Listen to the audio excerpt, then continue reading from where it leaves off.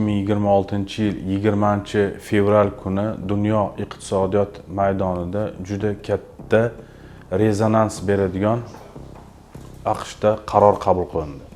Ya'ni Amerika Qo'shma Shtatlari Oliy sudi tomonidan prezident Donald Trump tomonidan belgilangan savdo tariflari bekor qilindi.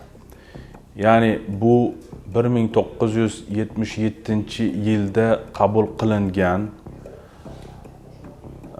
xalqaro favqulodda iqtisodiy vakolatlar qonuniga zid ekanligini va prezident vakolatlarida bo'lmagan qarorlarni qabul qilgan deb topdi va uni to'liq bekor qildi.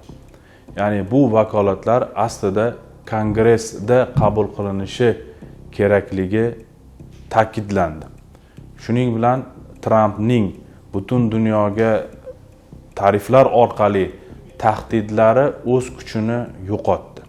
Bu qarorni eshitgan Trump juda ham darg'azab holatda pressani yig'ib, ya'ni ommaviy axborot vositalarini yig'ib, bu Oliy suddan hafsalasi pir bo'lganligini va 1974-yilda qabul qilingan savdo to'g'risidagi qarorga asoslanib butun dunyoga 10% bojlarni joriy qilish haqida qaror qabul qildi va unga imzo chekdi.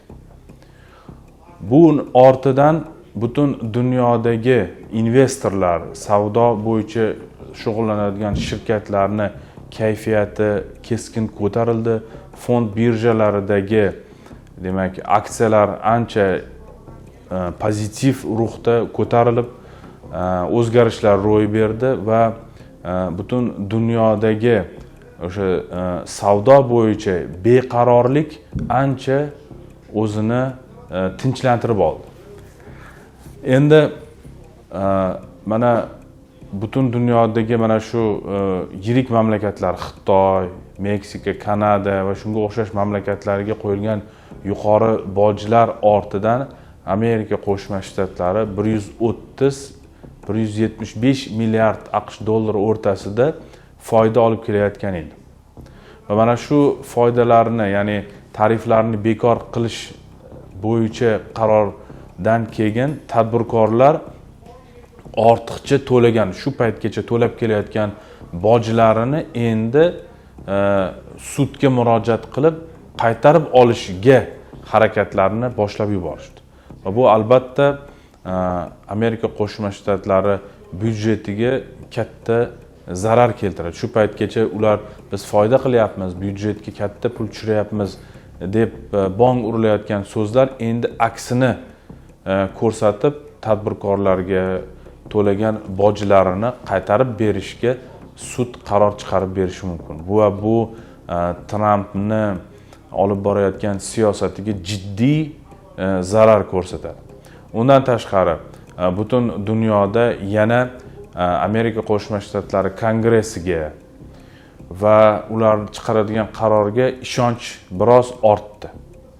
Ya'ni Trump endi xohlagan ishiga qaror berib, ayniqsa savdo urushlariga o'z boshimchalik bilan aralasha olmasligini Oliy sud ko'rsatib qo'ydi. Va bu vakolatlar Kongressda hal qilinishini ta'kidlab o'tdi. Lekin Trumpning o'sha 1974-yildagi savdo bo'yicha qarorlaridagi 10% tarifni yana joriy qilishi va bu bo'yicha qarorga imzo chekkanligi, undan tashqari biz yana boshqa yo'llarni izlaymiz va bu holatni shunday tashlab qo'ymaymiz degan juda ham katta o'sha shov-shuvli bayonotlari albatta yana tadbirkorlarni, butun dunyodagi treyderlar, savdo bo'yicha ishlaydiganlar, ishlab chiqaruvchilar, hukumatlarni baribir xavotirga solib turibdi.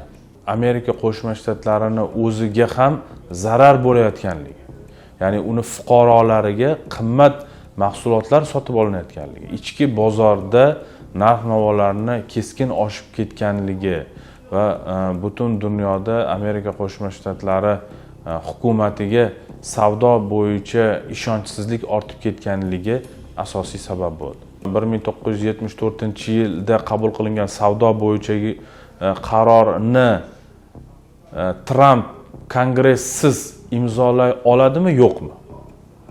Sud buni yana albatta ko'rib chiqadi. Agar bunda huquqi bo'lmasa, prezidentni vakolati bo'lmaydigan bo'lsa, sud buni ham bekor qilish mumkin. O'zbekistonga o'sha savdo bo'yicha qo'yilgan tariflarda 10% boj saqlanib qolayotgan edi O'zbekistonga. Lekin Qozog'istonga 27% saqlanib turgan edi. Endi Qozog'istonga ham O'zbekistonga ham yangi joriy qilingan tariflar bo'yicha 10% bojlar joriy qilinadi. Lekin umumiy olib aytganda Amerika Qo'shma Shtatlari bozori bizdan ancha uzoq bo'lganligi va bizda dengiz portlari yo'qligi, bunga imkoniyatimiz yo'qligi uchun Amerikaga eksportimiz yoki importimiz u darajada katta emas. Shuning uchun men Markaziy Osiyo mamlakatlariga bu boj urushlarini katta ta'sirini men ko'rmayapman.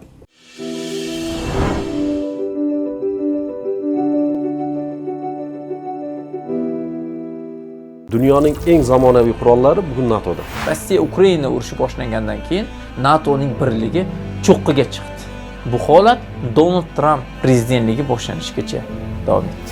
Biz harbiylashib qo'yib, hamma geosiyosiy, harbiy siyosiy manfaatlar to'qnashadigan hududga bir qanaqadir poligonga aylanishni xohlamaymiz.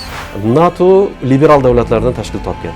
Liberalizm uchun eng katta yomonlik urush. Demokratik davlatlar o'rtasida harbiy harakatlar boshlangan paytda buni to'xtatish nihoyatda qiyin. NATO garchi sovuq urush mahsuloti bo'lsa ham davrlar osha o'zi transformatsiyadan o'tdi. Markaziy Osiyo hududida qanaqadir blok tuzilgan taqdirda ham Turkmaniston kirmasligini ma'lum qilib bo'ldi. NATO o'zi istamagan holatda uning hududida urush boshlangandan keyin qanchalik o'zini tez muddatda tiklab oladi degan savol ochiq. O'yin bo'lyapti, yaqin 5 yil ichida jarayon juda tezlashishi uchun NATOning parchalash jarayonlari boshlanishi mumkin.